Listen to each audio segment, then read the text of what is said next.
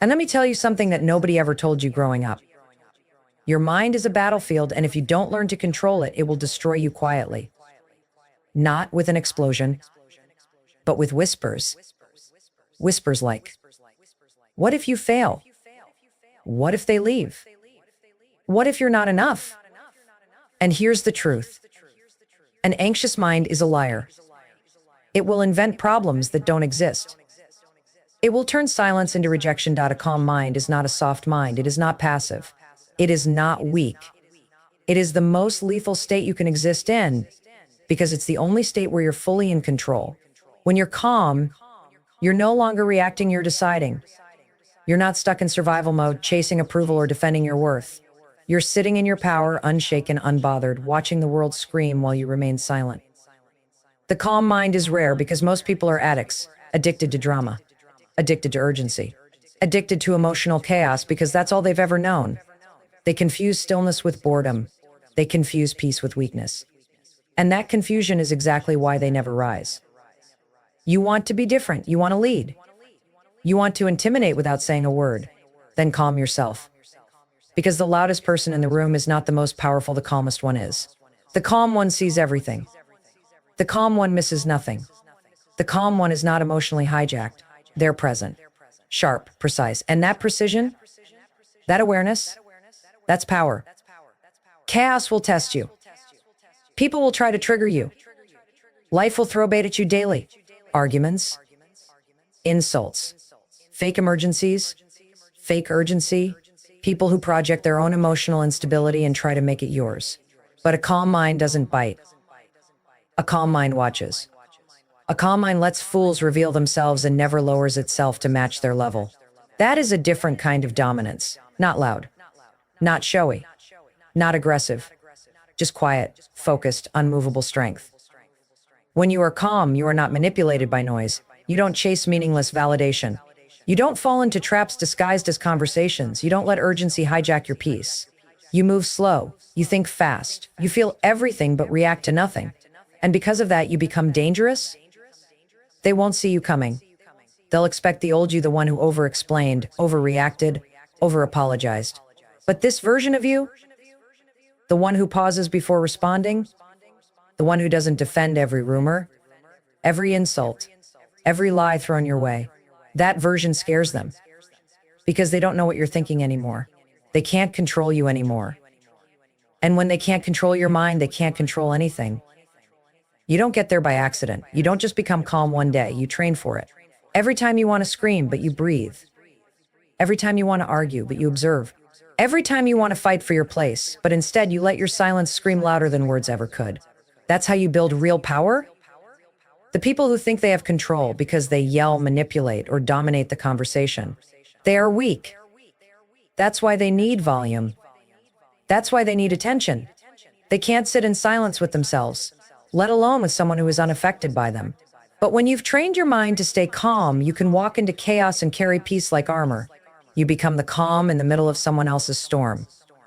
And that shakes people in a way that shouting never will. This world rewards urgency. Click now. Reply now. React now. But every time you slow down, every time you detach from the need to do something immediately, you reclaim your time, your energy, your clarity. A calm mind doesn't just protect your peace, it protects your future.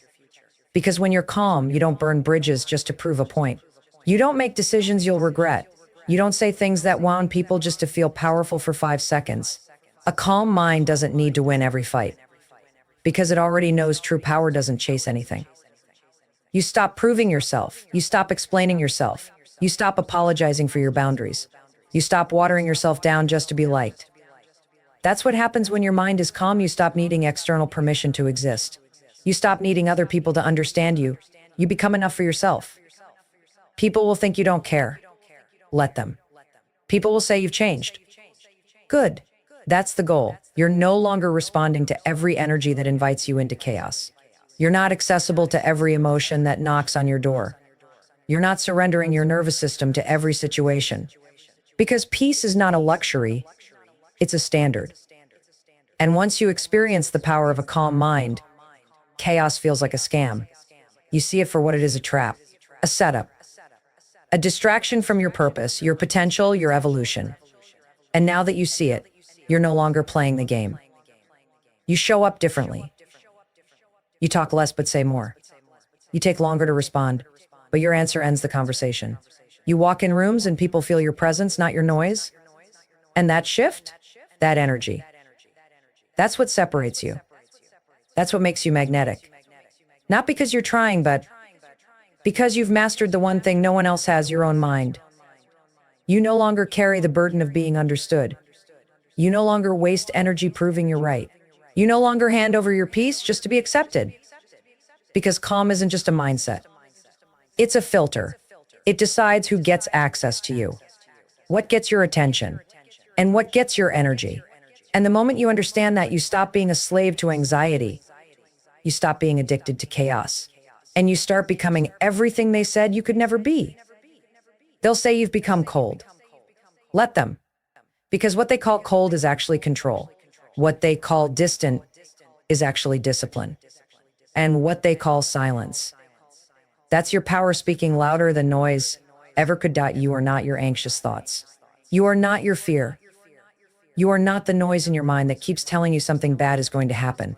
You are the one watching it, the observer, the awareness behind the storm. And until you understand that, fear will continue to lie to you and you'll keep believing it. Your mind is not broken. It's just been trained the wrong way. Trained to panic, trained to overthink, trained to imagine disaster before it happens. But here's the part nobody tells you. Every single anxious thought you've ever had was just that, a thought. Not truth, not prophecy, not reality, just a pattern, a loop, a glitch in the system. And the more you believe those thoughts, the more power they steal from you. Anxiety is a habit of believing in pain that hasn't even happened. It's your brain rehearsing failure so it can avoid it, except all it's doing is keeping you stuck. And every time you let that fear run the show, you lose another piece of your life to an enemy that only exists inside your head.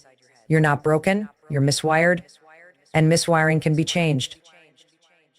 You don't have to believe every voice in your head just because it's loud. You don't have to obey every fear just because it's familiar. You've been taught to identify with your anxiety. You say, I am anxious, like it's your name, like it's your identity. But it's not. You feel anxiety. That doesn't mean you are anxiety. The sky can have a storm, but the storm is not the sky. It passes. It always does. You are the space behind your thoughts. You are the stillness underneath the noise.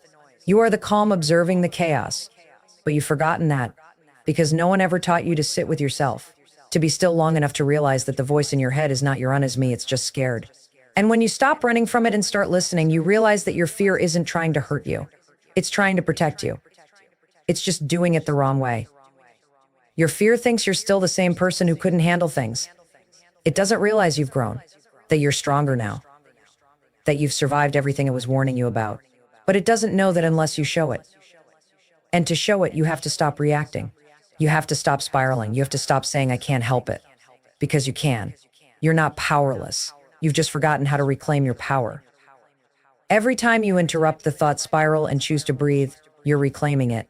Every time you choose to observe instead of obey the fear, you're retraining your mind. Every time you realize this is just a thought and not a fact, you're pulling yourself out of the prison your mind built. And the more you do that, the more control you gain. Not over the world, not over other people, but over yourself. And that's the only control that matters. Fear says, what if it goes wrong? Power says, what if it goes right? Fear says you won't survive this. Truth says you already have. But those voices aren't going to scream at you. You have to get quiet enough to hear them. That's why the calm mind is everything. That's why sitting still and breathing is a revolution. Because in the stillness, the lies lose their grip. In the stillness, the thoughts become visible. And once you see them, you can change them. You can't fight fear with fear. You can't silence anxiety by yelling at it. That only feeds it. You disarm it by watching it without reacting. You take away its power by refusing to play its game. Anxiety wants you to run. It feeds off urgency. So when you slow down, when you stay still, when you say, I see you, but I'm not afraid of you, the game is over. You win. Your nervous system is not your enemy. It's not trying to ruin your life. It's trying to protect you in a world that taught it to always be on guard. But now it's your job to reteach it, to let it know that safety is not found in control. It's found in trust. And trust starts with you trusting yourself. Trusting that you don't have to predict every outcome to be okay. Trusting that peace is possible even when things aren't perfect. Trusting that you are more than your worst case scenario. You don't need every answer to relax. You don't need everything to make sense to breathe. You just need one shift, one powerful realization that you are not your fear. You are the awareness watching it rise. And if you can watch it, you don't have to become it. That changes everything. This is not about pretending you're never anxious. This is not about becoming some emotionless robot. This is about no longer letting your fear dictate your life. This is about walking through the fear instead of building your identity around it. This is about making your nervous system your ally, not your jailer. Your anxiety doesn't get to make your decisions. Your panic doesn't get to choose your relationships. Your fear doesn't get to narrate your future. You do. And you choose by what you believe, what you feed, what you respond to. You don't get stronger by running from anxiety. You get stronger by standing in front of it, staring at mountain and realizing it has no teeth. The thoughts may come. Let them. You don't have to entertain them. You don't have to wrestle them. You just have to watch them long enough to remember that you are the one who decides which ones get to stay. You are the gatekeeper of your mind. You are the one with the final say. And if a thought doesn't serve your peace, your growth, your power,